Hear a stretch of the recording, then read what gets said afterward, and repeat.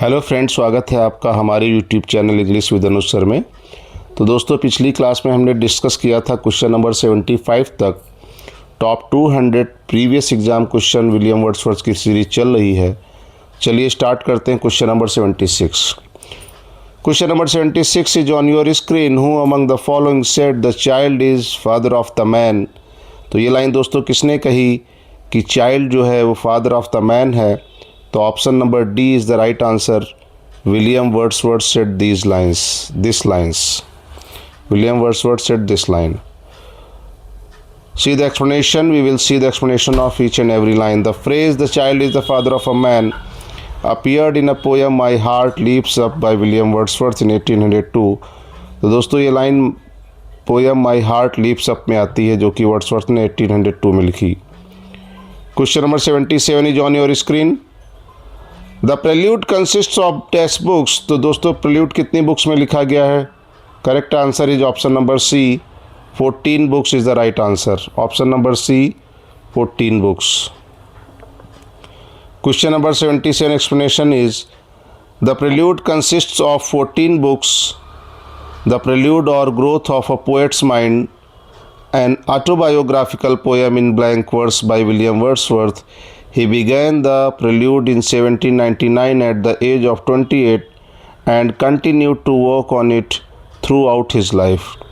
He completed it in 1805. It was published in 1850 by his wife Mary Hutchinson after the death of William Wordsworth in 1850. See the question number next. Question number 78 is on your screen. Which of the following statement is not correct about William Wordsworth? इनमें से कौन सा sentence correct नहीं है Wordsworth के बारे में? तो करेक्ट आंसर क्या होगा? 78 का दोस्तों करेक्ट आंसर करिए कमेंट बॉक्स में। कह रहा है कि which of the following statement is not correct. तो Lyrical Ballads was published at Cockermouth. दोस्तों ये करेक्ट नहीं है। Option number C is the right answer. Lyrical Ballads was not published at Cockermouth, ये सही नहीं है। Option number C, Lyrical Ballads was published at Cockermouth is not correct about William Wordsworth. Question number 79 की ओर चलते हैं। Question number 79 is on your screen. See question number 79। For which of the following poets is nature both law and impulse. तो किस poet के लिए दोस्तों प्रकृति जो है लॉ एंड इम्पल्स है? तो विलियम वर्ड्सवर्थ, क्योंकि ये एक नेचर के वर्शिपर हैं। Option number A is the right answer. See the explanation. William Wordsworth is regarded as the poet of nature both law and impulse, hence option A is correct. Next question is question number 80 is on your screen. The child is father of the man is a quotation from a poem by which of the following poets? तो दोस्तों ये question अभी मैंने बताया था आपको। The child is the father of the man किस poem की लाइन है? My heart leaps up की ये लाइन है, और ये पोएम किसने लिखी है? William Wordsworth. Option number D is the right answer. The child is father of the man is a quotation from the poem My Heart Leaps Up written by William Wordsworth. This line also appears in the poem The Thorn by William Wordsworth. ये दोस्तों line दो poem में आती है, ध्यान रखिएगा। My heart leaps up में भी आती है और द थॉर्न में भी आती है। Question number next is on your screen. O blessed bird the earth we pace again appears to be and is fit have for thee. This description by Wordsworth is about which of the following word. तो ये description किस bird के लिए दोस्तों है? तो बताइए correct option. Option number D, cuckoo के लिए है। ऑप्शन नंबर डी, ये लाइन किसके लिए आती है? ये दोस्तों कुक्कू बर्ड के लिए लाइन्स हैं। तो option number D is the right answer. See the explanation.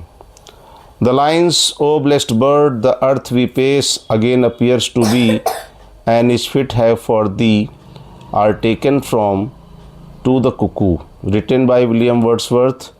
The poem was written in March 1802 in the orchard at Town End, Grasmere, and published in March 1807. Question number 82 is on your screen. Lyrical Ballads was published in the year 1798. Option number B is the right answer. Very easy question. Lyrical Ballads, collaborative work of S.T. Coleridge, 4 poems, and William Wordsworth, 19 poems. First volume of Lyrical Ballads was published in 1798. In this volume, 23 poems were added, 19 poems by William Wordsworth and 4 by Samuel Taylor Coleridge, in short S.T. Coleridge. Question number 83 is on your screen, फटाफट करते रहेंगे.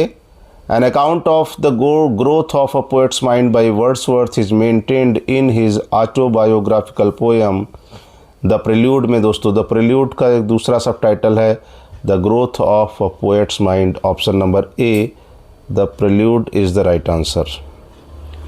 The prelude is a poem by Wordsworth. It is an autobiographical poem divided into 14 books. It is written in blank verse. The full title of this poem is The Prelude, Growth of a Poet's Mind. Wordsworth starts writing it in 1799 में इसको लिखना शुरू करते हैं and finished it in 1805 और 1805 तक लिखते हैं. हालांकि इसका जो पब्लिकेशन हुआ था इस बुक का वो इनकी वाइफ मैरी हचिंसन के द्वारा इनकी डेथ के बाद. It was published in 1850 after his death. Wordsworth की डेथ 1850 में हुई थी और उसके बाद इनकी वाइफ मैरी हचिंसन ने इस वर्क को पब्लिश करवाया था.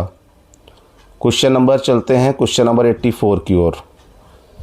Question number 84 is on your screen. Who among the following said that in his early life he was fostered by 2 influences. तो करेक्ट ऑप्शन दोस्तों क्या हो जाएगा, किसने कहा ये William Wordsworth. Option D is the right answer. William Wordsworth said that his early life he was fostered by 2 influences, beauty and fear. Very important question. One impulse from a वर्नल would may teach you more of man or moral evil and of good than all the sages can. तो 85 का दोस्तों correct answer करिए, क्या हो जाएगा. क्या question कह रहा है कि दिस वॉज रिटन बाई, ये किसके द्वारा लिखा गया. इन the poem, in his poem the table turned, किसकी पोएम है दोस्तों. तो वर्ड्सवर्थ की. राइट ऑप्शन क्या हो जाएगा, William Wordsworth is the right option. Option C, Wordsworth is the right option. The Table Turned is Wordsworth's poem. It is composed in 1798 and published in Lyrical Ballad. It contains 32 lines in 8 stanzas. The poem is in the form of an address. A speaker, poet addresses his friend Matthew, who is a great bookworm. Matthew Ronald की बात यहाँ हो रही दोस्तों. Matthew, उसका एक दोस्त है मैथ्यू जो कि बहुत किताबी कीड़ा है.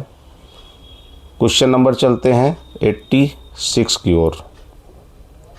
Identify which part of speech the underlined word in the following sentence belong to. तो recently there has been a steep rise in the price of agricultural products. तो 86 का दोस्तों करेक्ट आंसर क्या हो जाएगा.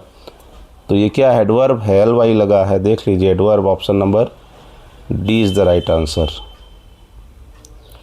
In the present sentence, word recently is used as an adverb.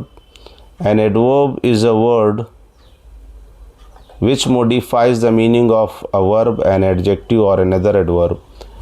Adverbs standing at the beginning of sentences sometimes modify the whole sentence rather than any particular word. In the present sentence, recently modifies the whole sentence. Question number 87 is on your screen. Question number 87 is, of the 4 options, one is not part of Wordsworth's view on poetry. Identify the one which is not his view. कौन सा view Wordsworth का नहीं है. तो 87 का दोस्तों correct option क्या हो जाएगा. Option number B, poetry should use morality and virtue as its main theme. ये इनका व्यू नहीं है. Option number B is the right option. Wordsworth has given his view on poetry in preface to Lyrical Ballads 1800. He has not mentioned the fact that poetry should use morality and virtue as its main theme. Question number 88 is on your screen. In the advertisement to Lyrical Ballads, Wordsworth mentions one of the inspirations of his poems like The Table's Turn. What is the inspiration? कौन सी वो inspiration, कौन सी प्रेरणा है? तो 88 के दोस्तों options की ओर चलते हैं। ABCD 4 ऑप्शंस हैं, ध्यान से देख लीजिए, आराम से रीड कर लीजिए। The last struggles of a human being at the approach of death. तो मैं दोस्तों इसका करेक्ट आंसर आपको बता देता हूँ। क्वेश्चन नंबर कौन सा है? Question number 88। आप ध्यान से पढ़िए। 88 का दोस्तों करेक्ट ऑप्शन हो जाएगा option number B, conversation with a friend. The Table's Turn is a poem written by William Wordsworth in 1798 and published in his Lyrical Ballads. The poem is mainly about the importance of nature. In this poem, poet conversations with a friend who was somewhat unreasonably attached to modern book of moral philosophy. Question number 89 is on your screen. Which of Wordsworth's odes are representative of the irregular odes?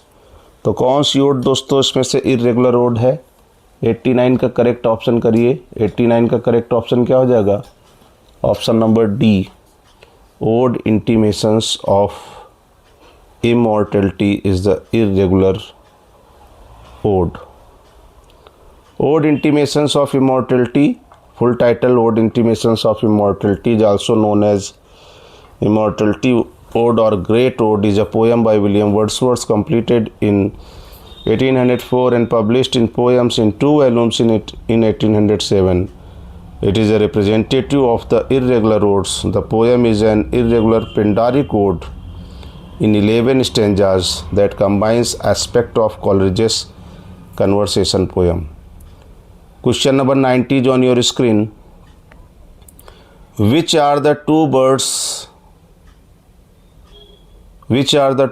that the solitary reaper is compared to in Wordsworth's poem The Solitary Reaper? तो the solitary reaper में poem में कौन से दो वो बताया गया है? Which are the two birds, कौन से दो पक्षी हैं that the solitary reaper is compared, जिससे सोलिटरी रीपर को कंपेयर किया गया है इन वर्ड्सवर्थ पोयम। तो सोलिटरी रीपर में सोलिटरी रीपर से कौन से दो बर्ड को कंपेयर किया गया? तो क्वेश्चन नंबर 90 का करेक्ट आंसर दोस्तों बताइए। तो ऑप्शन हो जाएगा option B, nightingale and cuckoo से कंपेयर किया गया है। Option number B is the right answer.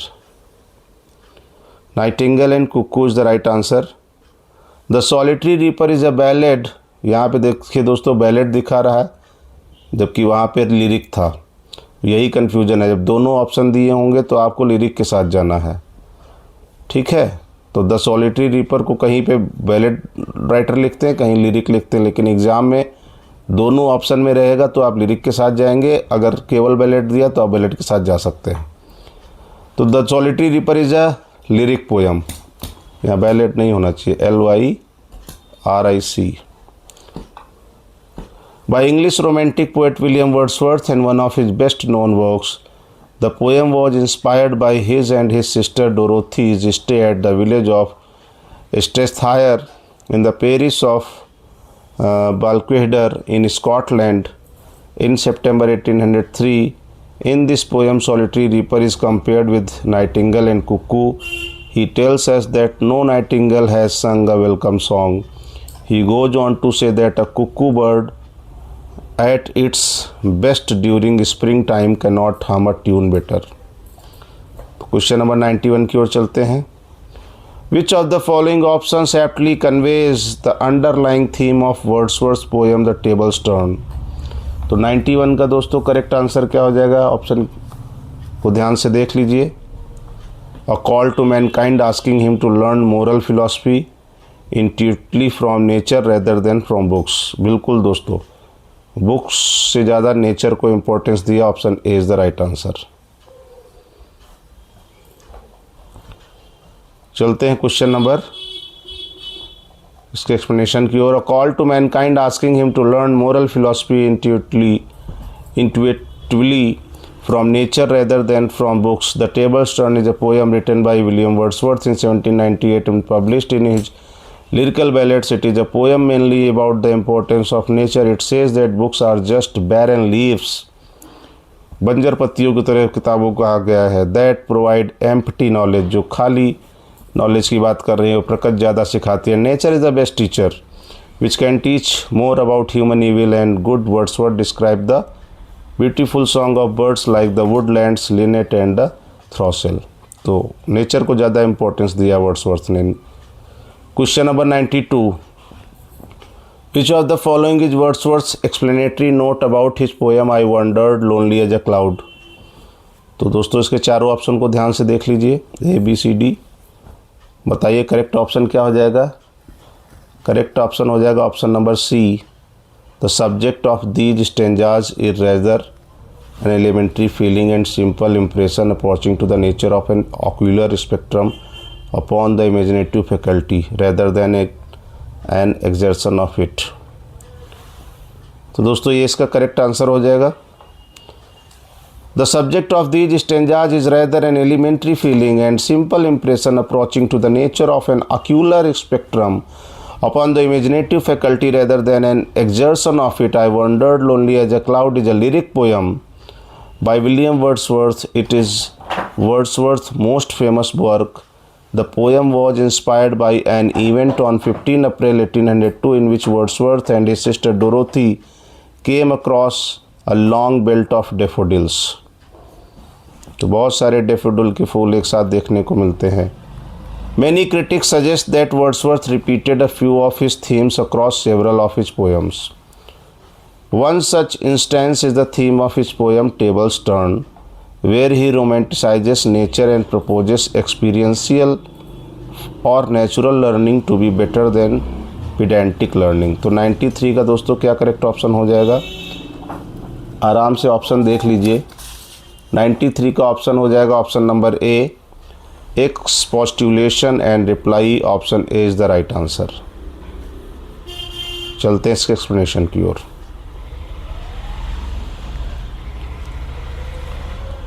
Expostulation in reply is very similar to Table's Turn. This poem brings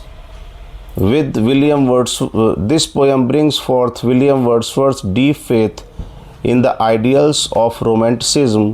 It is one of the poems that appeared in the Lyrical Ballads with the help of a dialogue with his friend Matthew. William Wordsworth tries to passionately state that nature is the best teacher rather than any number of books. William Wordsworth wrote Expostulation in reply in 1798 at Alfoxden House near Bristol. तो दोस्तों question number 94, total 100 करेंगे हम इसमें। The final version of Wordsworth the prelude appeared in, तो 1850 में आया था final version. उसकी वाइफ 1805 में आया था और 1850 में पब्लिश कराया गया था। 1850 में डेथ के बाद पब्लिश कराया गया था। द प्रेल्यूड और growth of a poet's mind is an autobiographical poem in blank verse by the English poet William Wordsworth, intended as the introduction to the more philosophical recluse, which Wordsworth never finished. The prelude is an extremely personal and revealing work on the details of Wordsworth's life. Question number 95. The character of the leech gatherer appears in, तो किसमें आता है? Resolution and independence. Option number D is the right answer. Resolution and independence is the right answer. Resolution and Independence is a lyric poem of English romantic poet William Wordsworth, composed in 1802 and published in 1807. Question number 96 is on your screen.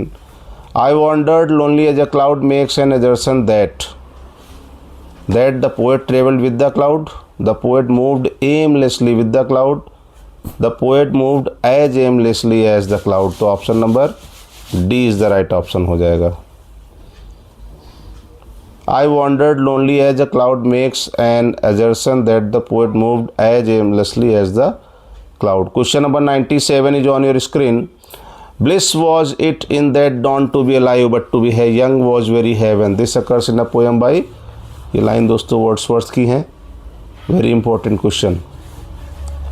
The above lines occur in the poem the French revolution as it appeared to enthusiasts at its commencement written by William Wordsworth. The above lines occur in the 4th, 5th line of the poem. दोस्तों कुछ exam points भी हैं, इनको हम बाद में देखेंगे। Question number 98। The poetry of Wordsworth and Coleridge was notably influenced by, तो द फ्रेंच रिवॉल्यूशन दोस्तों, option number C is the right answer. French Revolution exerted a profound influence on the poetry of Romantic age. It signalized the arrival of a new era of fresh thinking and introspection. Question number 99. What is common to the following poems? Wordsworth, The Recluse, Shelley's The Triumph of Life, Byron's Don Juan, Keats, Hyperion. दोस्तों सारी unfinished poems हैं, तो they are all unfinished poems हो जाएगा। Option number B is the right option. ये unfinished poems हैं। चलते 99 के एक्सप्लेनेशन की ओर। They are all unfinished poems. Wordsworth had for years been making plans to write a long philosophical poem in 3 parts which he intended to call The Recluse. Shelley's The Triumph of Life was the last major work before his death in 1822. The work was left unfinished. Byron's Don Juan is a satirical poem. Byron completed 16 cantos, leaving an unfinished 17th canto before his death in 1824. John Keats' Hyperion is an abandoned epic poem. He wrote the poem from late 1818 until the spring of 1819 when he gave it up. दोस्तों last question of this class, 100 question. Which romantic poet coined the famous phrase spots of time? बहुत ही अच्छा question दोस्तों। 100 का बताइए correct answer क्या होगा comment box में। आप लोग कमेंट बॉक्स में आंसर करिए 100 का। तो क्या हो जाएगा इसका दोस्तों? Spots of time. Option number B Wordsworth is the right answer.